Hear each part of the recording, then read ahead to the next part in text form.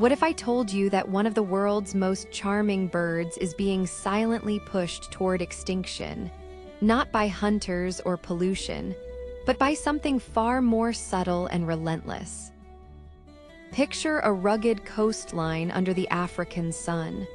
The air is filled with the sound of braying donkeys, except they aren't donkeys. They're African penguins, gathered in bustling colonies on islands and beaches where they've nested for thousands of years. But today, those colonies are growing quieter.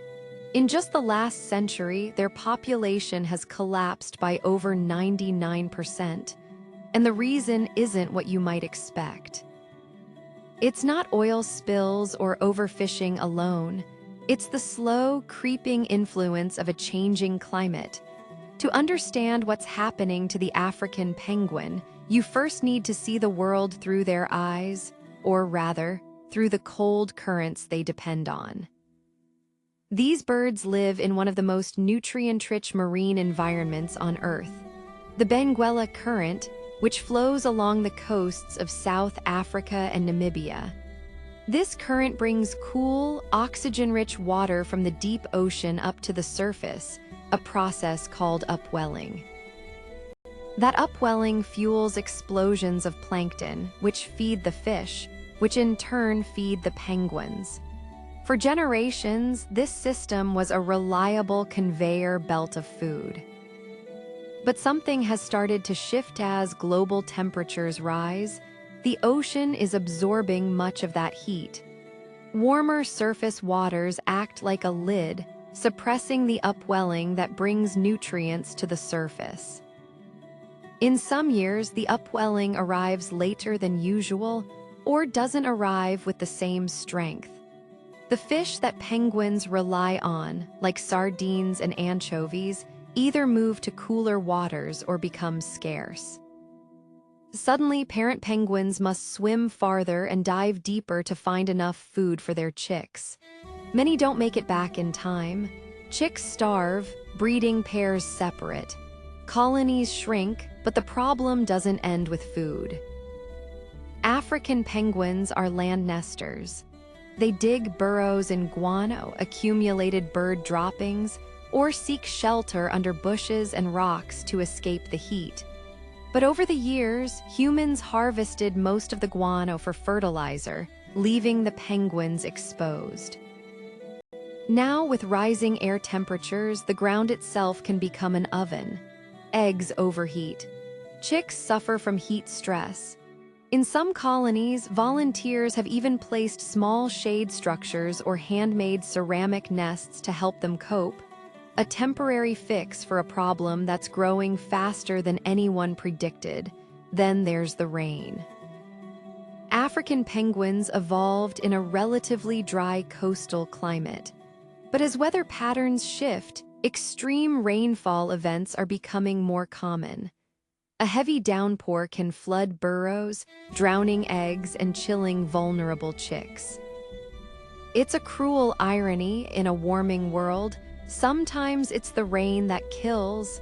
Scientists tracking these birds have noticed something else, a kind of climate-driven confusion. Penguins use environmental cues to time their breeding. When sea temperatures rise abnormally, those cues get scrambled. Some pairs nest too early before prey is abundant. Others nest too late, missing the peak of food availability. The result is a generational mismatch, a timing failure that leaves the entire population out of sync with the ocean's rhythm. In response, conservationists are stepping in with extraordinary measures. On islands like Robben Island and Dyer Island, teams are providing artificial nests, carefully designed concrete burrows that stay cool in the heat and dry in the rain. They're also testing early warning systems that monitor sea temperatures and predict poor feeding conditions. When a bad year is expected, some organizations even supplement feed wild penguins to help them through the breeding season. It's intensive, hands-on work, a race against time to keep the population from slipping away. But the most powerful tool may be the simplest: habitat protection. By establishing marine protected areas where fishing is restricted, we can help ensure that whatever fish remain are available to penguins. On land, restoring native vegetation provides natural shade and shelter.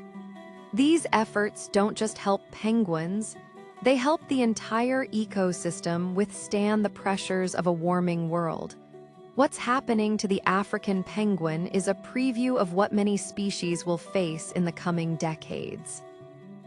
They are a living barometer of ocean health, and right now, that barometer is falling. Yet there is hope. In colonies where conservation is active, penguin numbers have stabilized and even begun to rebound in some years. It's a fragile recovery, but it proves that with intervention, we can still change the trajectory.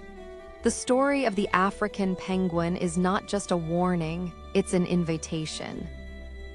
An invitation to pay attention to the quiet signals of the natural world, to recognize that climate change isn't a distant threat, but a present reality for species that have nowhere else to go. These birds have survived ice ages and sea level changes, but the speed of today's change is unlike anything they've faced before. Their future now depends not just on the climate, but on us. Which other ocean species do you think are most affected by shifting currents and warming seas? Share your thoughts below. Your suggestion might inspire our next story.